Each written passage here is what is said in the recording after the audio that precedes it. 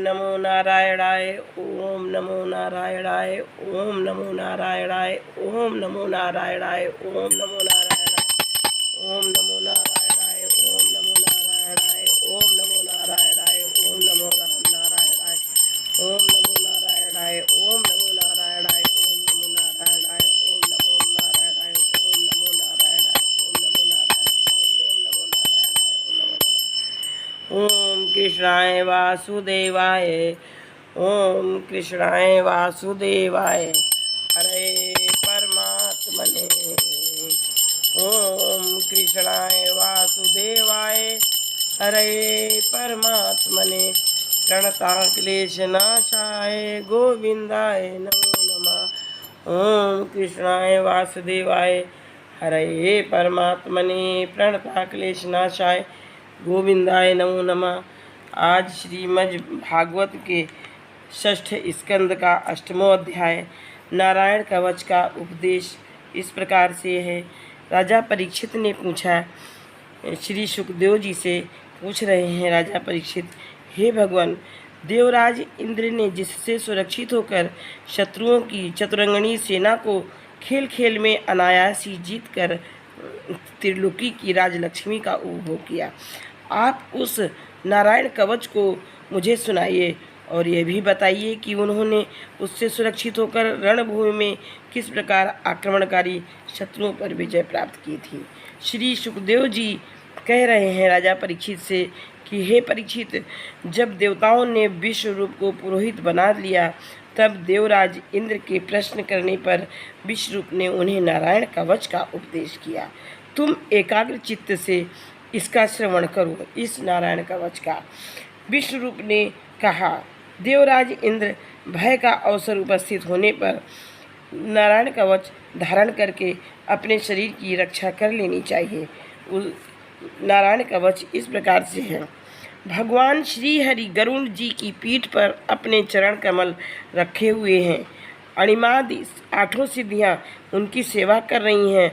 8 हाथों में शंख, चक्र, ढाल, तलवार, गदा, बाण, धनुष और पाश अर्थात फंदा धारण किए हुए हैं।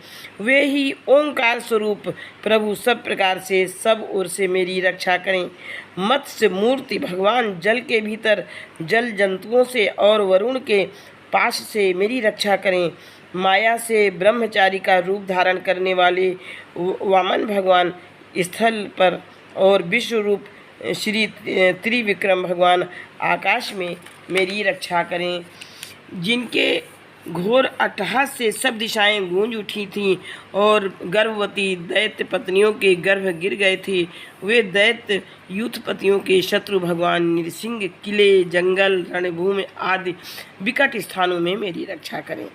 अपनी दाढ़ों पर पृथ्वी को धारण करने वाले यज्ञ मूर्ति वाराह भगवान मार्ग में परशुराम जी पर्वतों के शिखरों पर और लक्ष्मी जी के सहित भरत के बड़े भाई भगवान रामचंद्र प्रवास के समय मेरी रक्षा करें। भगवान नारायण मारण, मोहन आदि भयंकर अभिचारों और सब प्रकार के प्रमादों से मेरी रक्षा करें। ऋषि श्रेष्ठ नर गर्भ से योगेश्वर भगवान दत्तात्रेय योग के विघ्नों से और त्रिगुण अधिपति भगवान कपिल कर्म बंधनों से मेरी रक्षा करें। परमर्षि सनत कुमार कामदेव से हयग्रीव भगवान मार्ग में चलते समय देव मूर्तियों को नमस्कार आदि न करने के अपराध से, देवर्षि नारद सेवा अपराधों से और भगवान कच्छप सब प्रकार के नरकों से मेरी रक्षा करें। भगवान धन्वंतरी कुपथ्य से, जितेंद्रीय भगवान ऋषभ देव सुख दुख आदि भयदायक द्वंद्वों से, यज्ञ भगवान लोकापवाद से, बलराम जी मनुष्यकृत कष्टों से और श्री शेष जी क्रोधवश नामक सर्पों के गणों से मेरी रक्षा करें। भगवान श्री कृष्ण द्वैपायन व्यास जी अज्ञान से तथा बुद्ध देव पाखंडियों से और प्रमाद से मेरी रक्षा करें। धर्म रक्षा के लिए महान अवतार धारण करने वाले भगवान कल की पाप बहुल कलिकाल के दोषों से मेरी रक्षा करें।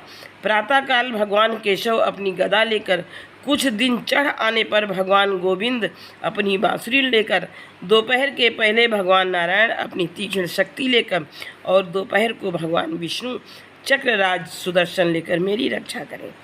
तीसरे पहर में भगवान मधुसूदन अपना प्रचंड धनुष लेकर मेरी रक्षा करें। सायंकाल में ब्रह्मा आदि त्रिमूर्तिधारी माधव सूर्यास्त के बाद ऋषिकेश, अर्धरात्रि के पूर्व तथा अर्धरात्रि के समय अकेले भगवान पद्मनाभ मेरी रक्षा करें। रात्रि के पिछले प्रहर में श्री वत्स लांछन श्री हरि, उषा काल में खड्गधारी भगवान जनार्दन, सूर्योदय से पूर्व श्री दामोदर और संपूर्ण संध्याओं में काल मूर्ति भगवान विश्वेश्वर मेरी रक्षा करें।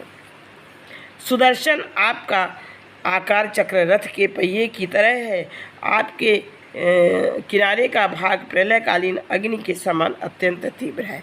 आप भगवान की प्रेरणा से सब ओर घूमते रहते हैं। जैसे आग वायु की सहायता से सूखे घास फूस को जला डालती है, वैसे ही आप हमारी शत्रु सेना को शीघ्र से शीघ्र जला दीजिए। कौमोद की गदा आपसे छूटने वाली चिंगारियों का स्पर्श वज्र के समान असह्य है। आप भगवान अजित की प्रिया हैं और मैं उनका सेवक हूँ, इसलिए आप कूष्मांड, विनायक, यक्ष, राक्षस, भूत और प्रेतादि ग्रहों को अभी कुचल डालिए तथा मेरे शत्रुओं को चूर चूर कर दीजिए। शंख श्रेष्ठ, आप भगवान श्री कृष्ण के फूंकने से भयंकर शब्द करके मेरे शत्रुओं का दिल दहला दीजिए एवं यातुधान, प्रमथ, प्रेत, मातृका, पिशाच तथा ब्रह्म राक्षस आदि भयावने प्राणियों को यहाँ से झटपट भगा दीजिए। भगवान की प्यारी तलवार, आपकी धार बहुत तीक्ष्ण है। आप भगवान की प्रेरणा से मेरे शत्रुओं को छिन्न भिन्न कर दीजिए। भगवान की प्यारी ढाल, आप में सैकड़ों चंद्राकार मंडल हैं। आप पाप दृष्टि पापात्मा शत्रुओं की आंखें बंद कर दीजिए और उन्हें सदा के लिए अंधा बना दीजिए। सूर्य आदि ग्रह, धूमकेतु आदि केतु, दुष्ट मनुष्य, सर्पादि रेंगने वाले जंतु, दाढ़ों वाले हिंसक पशु, भूत प्रेत आदि तथा पापी प्राणियों से हमें जो भय हों और जो हमारे मंगल के विरोधी हों, वे सभी भगवान के नाम, रूप तथा आयुधों का कीर्तन करने से तत्काल नष्ट हो जाएं। बृहद, रथंतर आदि सामवेदी स्तोत्रों से जिनकी स्तुति की जाती है, वे वेद मूर्ति भगवान गरुण और विश्वसेन जी अपने नामोच्चार के प्रभाव से हमें सब प्रकार की विपत्तियों से बचाएं। श्री हरि के नाम, रूप, वाहन, आयुध और श्रेष्ठ पार्षद हमारी बुद्धि, इंद्री, मन और प्राणों को सब प्रकार की आपत्तियों से बचाएं। जितना भी कार्य अथवा कारण रूप जगत है, वह वास्तव में भगवान ही हैं। इस सत्य के प्रभाव से हमारे सारे उपद्रव नष्ट हो जाएं। जो लोग ब्रह्म और आत्मा की एकता का अनुभव कर चुके हैं, उनकी दृष्टि में भगवान का स्वरूप समस्त विकल्पों भेदों से रहित है। फिर भी वे अपनी माया शक्ति के द्वारा भूषण, आयुध और रूप नामक शक्तियों को धारण करते हैं। यह बात निश्चित रूप से सत्य है। इस कारण सर्वज्ञ सर्वव्यापक भगवान श्री हरि सदा सर्वत्र सब स्वरूपों से हमारी रक्षा करें। जो अपने भयंकर अट्टहास से सब लोगों के भय को भगा देते हैं और अपने तेज से सबका तेज ग्रस लेते हैं, वे भगवान नृसिंह दिशा विदिशा में नीचे ऊपर बाहर भीतर सब ओर से मेरी रक्षा करें।